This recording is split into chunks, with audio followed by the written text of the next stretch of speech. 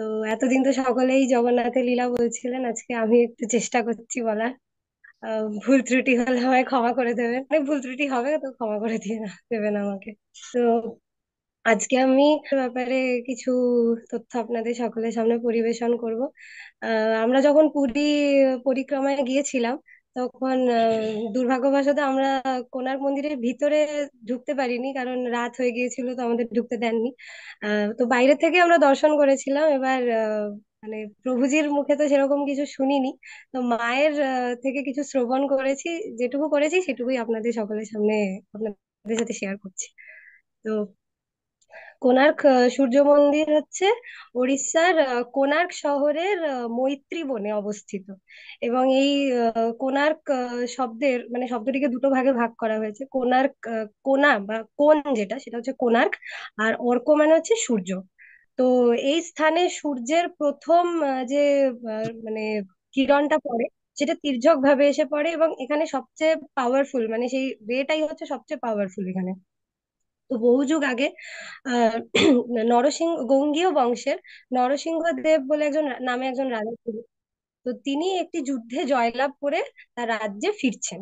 এবার এই সংবাদটি তাদের রাজ্যের সকল প্রজাদের মধ্যে ছড়িয়ে গেছে, এবং সকলেই অত্যন্ত আনন্দিত। এবং তাকে ওয়েলকাম করার জন্য বা স্বাগত করার জন্য, মানে তাকে ওয়েলকাম করার জন্য সকলে অনেক বড় একটা অনুষ্ঠান আয়োজন করেছে। তো রাজা যখন তার রাজ্যে ফিরলেন, তখন তার মা তাকে স্বাগত জানান এবং তাকে বরণ করে নেন।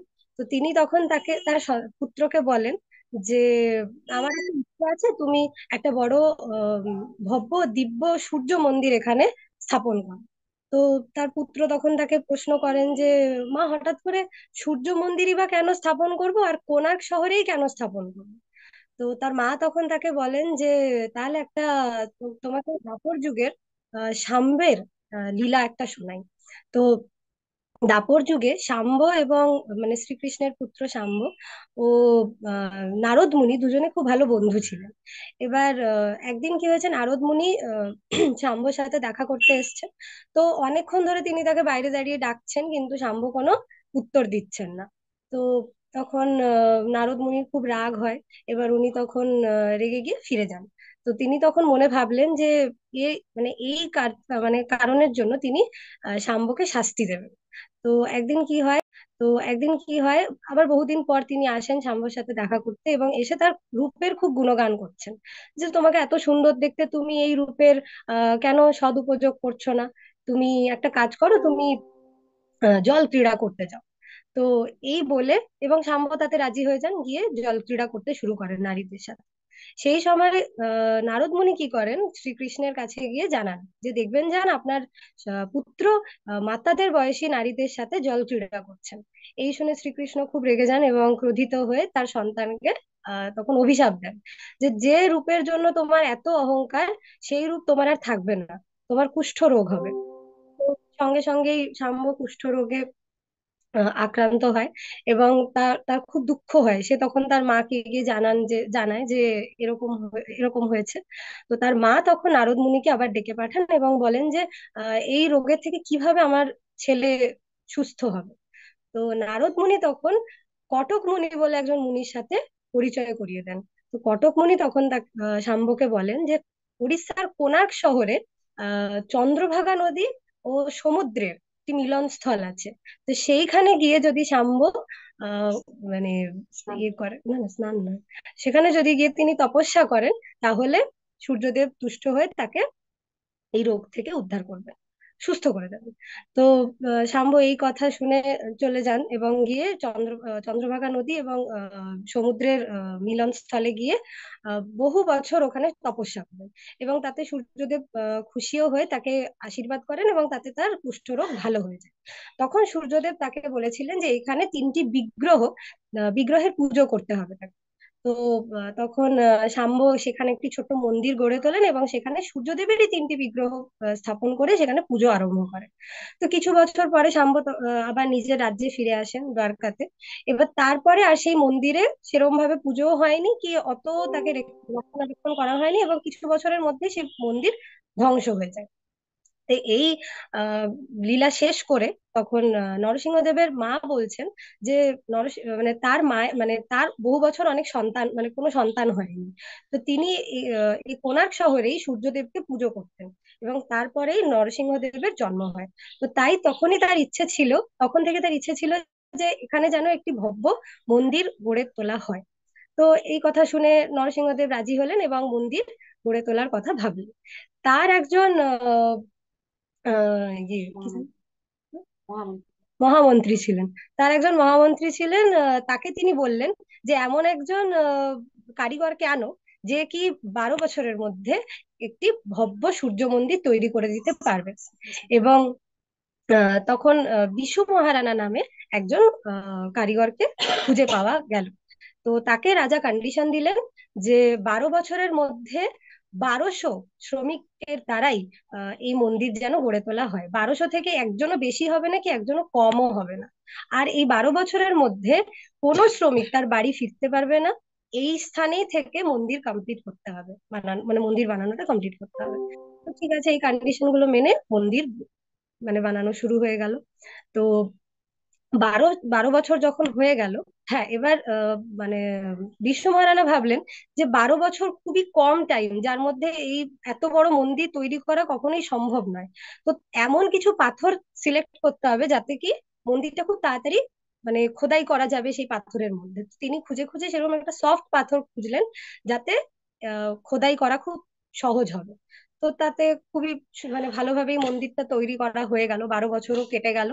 এবার মন্দির সম্পূর্ণ হয়ে গেছে, কিন্তু একটি মাত্র প্রবলেম ছিল যে মন্দিরের চূড়ায় একটা ধর্ম কি স্বর্ণ কলস স্থাপন করতে হবে। কিন্তু এই 1200 শ্রমিকের মধ্যে একজনও কেউ সেই মানে স্বর্ণ কলসটাকে মানে স্থাপন করতে পারছে না। এরই মধ্যে 12 বছর আগে যখন বিশু মহারাণা তার বাড়ি ছেড়ে এসেছিলেন, তখন তার একটি পুত্র সন্তান হয়েছিল। তো 12 বছরের মধ্যে সেই পুত্র সন্তান তার মাকে বহুবারই বলেছে যে আমি আমার বাবার সাথে দেখা করতে যাব, আমার বাবা কোথায়। তো তখন তার মা তাকে তার বাবার সমস্ত কথা বলেন যে তিনি এরকম কোণার্ক শহরে মন্দির তৈরি করছেন, তো সেখান থেকে তিনি আসতে পারবেন। তো ছেলেও তার বাবার খোঁজে বেরিয়ে যায় এবং বহুদিন খোঁজার পরে তার বাবার সাথে তার দেখা হয় এখানে এসে। তো বিশ্ব মহারানার সন্তানের নাম হচ্ছে ধর্মপদ। তো ধর্মপদ যখন আসে তখন তার বাবা তাকে দেখে অত্যন্ত আনন্দিত হন, কিন্তু মুহূর্তের মধ্যেই সে আনন্দ নিরানন্দে পরিণত হয়ে যায়। কারণ ধর্মপদ জানতে পারে যে এখানে মন্দির তৈরি হয়ে গেছে, কিন্তু মানে স্বর্ণ কলসটিকে স্থাপন করা যাচ্ছে না। তো সে তখন তার বাবাকে বলে যে আমি একবার চেষ্টা করে দেখতে পারি যদি করা যায়। তো সে এমন ভাবে ক্যালকুলেশন করলো যে খুব সহজেই সে মন্দিরের চূড়ায় গিয়ে মানে স্বর্ণ কলসটাকে স্থাপন করে দিল এবং তাতে সকলেই খুব আনন্দিত হলেন। কিন্তু আহ সেই 1200 শ্রমিকদের বক্তব্য যে রাজা বলেছিলেন 1200 থেকে একজনও বেশি শ্রমিক হবে না। তো তার রাজা যদি জানতে পারেন যে ধর্মপদ এসে এখানে স্বর্ণ কলস স্থাপন করেছেন, এই 1200 মানে 1200 থেকে বেশি হয়ে যাচ্ছে শ্রমিক, তখন তিনি সকলের শিরচ্ছেদ করবেন। তো এই কথা শুনে ধর্মপদের অত্যন্ত খারাপ লাগলো এবং তিনি সকলের সম্মান রক্ষা করার জন্য সেই মুহূর্তেই মন্দিরের চূড়ায় গিয়ে নিজে আত্মহত্যা করলেন। এবার এই অবস্থা দেখে ধর্মপদের বাবা অত্যন্ত দুঃখিত হলেন, কিন্তু এই ব্যাপারে কেউ কাউকে কিছু জানালো না, রাজার কানে কিছু এই ব্যাপারে গেল না। তো রাজা মহারাজা আসলেন একদিন, এবার এসে দেখলেন যে মন্দির তৈরি হয়ে গেছে, অত্যন্ত সুন্দর মন্দির, উনি দেখে খুব খুশি হলেন। তো এবার মন্দিরের আহ, মানে ইয়ে হবে, পুজো প্রতিষ্ঠা হবে, মন্দিরের প্রতিষ্ঠা হবে। এবার একদিন মন্দিরের প্রতিষ্ঠা কবে হবে সেটার জন্য দিন ঠিক করা হলো। কিন্তু এই মন্দিরের প্রতিষ্ঠার আগেই মন্দিরে অনেক অঘটন ঘটতে লাগলো। মানে মন্দিরের দেয়াল থেকে পাথর খসে খসে পড়ছে। এবার রাজা দেখে তো খুবই দুঃখিত হলেন যে এরকম কেন হচ্ছে, ভয়ভীত হলেন। তখন তিনি কিছু আহ ইয়ে জ্যোতিষীদেরকে ডাকলেন। তো তারা তখন দেখে বললেন যে এই মন্দিরে কিছুদিন আগে একটা আত্মহত্যা হয়েছে, যার জন্যই এখানে একটা নেগেটিভ নেগেটিভ এনার্জি কাজ করছে। তো তখন রাজা সকলকে জিজ্ঞেস করলেন যে এখানে কে আত্মহত্যা করেছে। তখন 1200 যে শ্রমিক ছিলেন সকলে সত্যি কথা বললেন যে এরকম ধর্মপদ এখানে, ধর্মপদ একজন 12 বছরের বালক, তিনি এখানে এসে স্বর্ণ কলস স্থাপন করেছিলেন, কিন্তু আমাদের সকলের সম্মান রক্ষা করার জন্য তিনি এখানে আত্মহত্যা করেছেন।